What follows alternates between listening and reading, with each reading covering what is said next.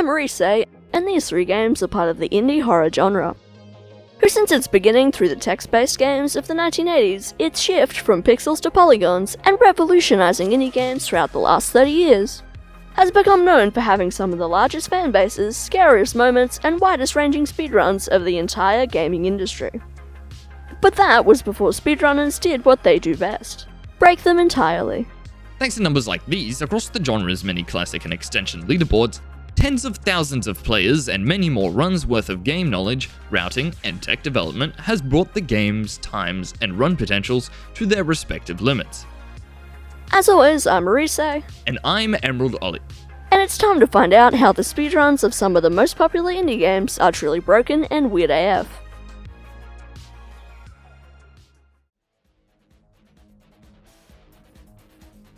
Starting the clock upon reaching the neighbour's house, SpiderJeen walks inside and clips through this door into the basement, where he opens locked doors, uses this mannequin to fly back and forth over this fence, runs down this hallway and gets caught.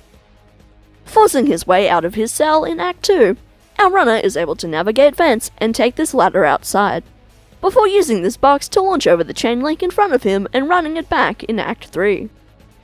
Returning to his childhood home and breaking several windows as the phone rings, SpiderJeen begins the dream sequence, grabs a box, distracts Theodore, and jumps inside, before picking up this lamp, launching himself upward, and using this trap to clip through the same door. As he platforms over chairs, tables, and lockers to face his fear of school, our runner defeats the final mannequin with his newfound shove ability, and uses yet another bear trap to take this washing machine into the decaying basement. Smuggling chairs from behind facades and flying through the area, he uses said chairs to launch over furniture, run past the thing, and end up over the chain link fence, where he gets ambushed by the man and escapes this hallway to reach the final act. Taking the skateboard with him as the wall collapses, our runner sprints past this toaster and flies upwards towards this umbrella, using it in tandem with said skateboard to float towards the house on the neighbour's back. Passing piles of paper, SpiderJeen spends the next few minutes protecting his younger self from the thing itself, growing as he does so and eventually breaking outside. Meaning our runner, SpiderJeen, is able to defeat the creature, reach this final exit door, and beat Hello Neighbour in only 7 minutes and 21 seconds.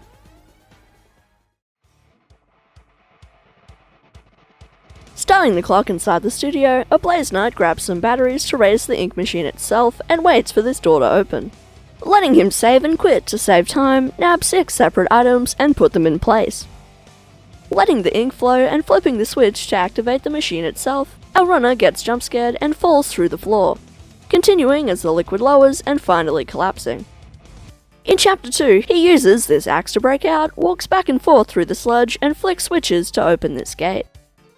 SQing to pull this lever, defeat Seekers, locate some keys, turn on the projector, play several instruments, and find a valve to drain the stairwell. Knocked out as he turns the corner, Ablaze listens to both his monologue and his death as he flees Bendy through the bowels of the building and runs into good old Boris. Waking up in Chapter 3's safe house, our runner makes some soup in return for a fixed lever, allowing him to walk through the dark, have Boris climb through the vents, and eventually SQ into Heavenly Toys. Running into Alice, Ablaze takes the angel path and is armed with a pipe. Using it to defeat Charlie, proceed towards his elevator and meet her downstairs. After completing her tasks, our runner clips out of bounds using this miracle station and falls through the floor below, breaking bendy cutouts and dying quickly to reach the elevator. Picking up another axe, Ablaze destroys all 3 members of the Butcher Gang and gets out of bounds to despawn the projectionist, collecting in carts and waiting for Boris to wake him up as he gets taken away. Jumping straight into Chapter 4 to rescue Boris himself, Ablaze reaches the archives and pushes books to locate the secret passage, before running across the ditch, climbing these stairs, and taking on even more vents. From here, our runner unlocks and enters Floor 9 storage, where he beats the milk jug and gun minigames, flicks switches, jumps straight past the butchers, breaks this arm early, and destroys Bertram. After hiding from the projectionist and watching them get bodied, he activates the power station, takes this ride, listens to another monologue, is ambushed by Brute Boris, and defeats them 3 hits later. As he endures a 5-minute cutscene and starts Chapter 5, Ablaze breaks out of his prison cell, navigates this corridor, and follows the Ink River, letting him take down Sammy after 14 hits and obliterate several waves of Seekers. Grinding for pipes by finding blobs and fucking dying, our runner drains the passage, searches the vault, and crosses the ink pond to trigger the final fight. Thrown to the side, Ablaze pulls these levers, makes the big kahuna bust these ink pipes, and promptly plays the end. Meaning our runner, Ablazeknight, is able to destroy the dancing devil, return to the real world, and beat Bendy and the ink machine in only 1 hour, 16 minutes, and 45 seconds.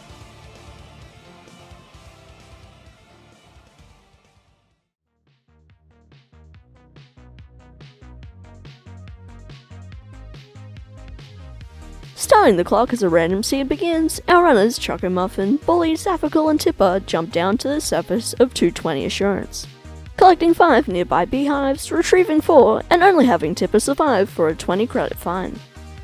Turning up at the 71 Gordian Company building, they give the company monster all 4 beehives, getting 132 scrap in return for meeting the first quota of 105.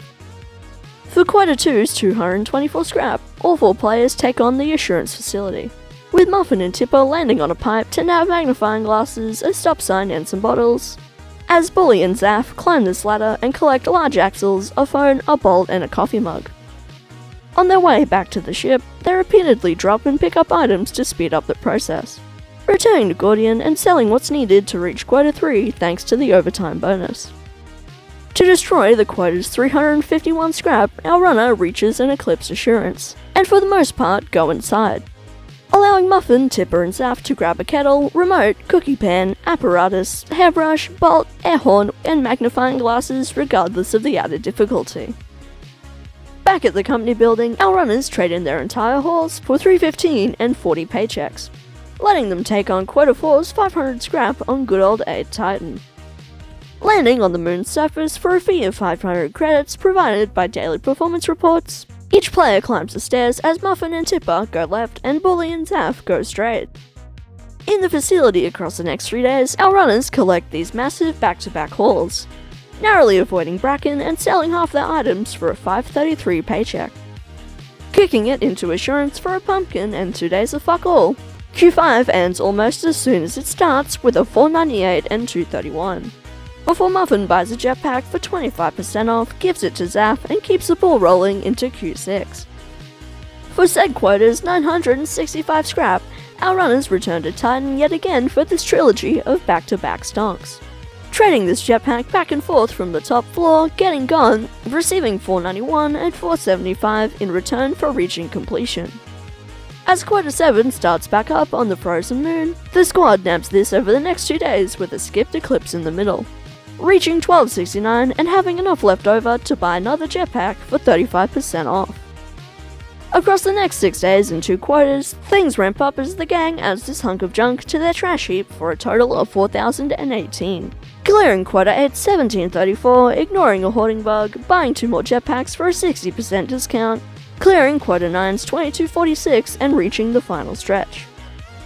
Spending the next 3 days skipping their remaining shifts and returning to Gordian one last time, the rest of the ship's scrap pile is finally uploaded to reach the 2885 scrap of quota 10. Meaning our runners, ChocoMuffin, Tipper, Zapheical, and Bully are able to beat Lethal Company 4-player 10 quota in just 1 hour, 1 minute, and 55 seconds.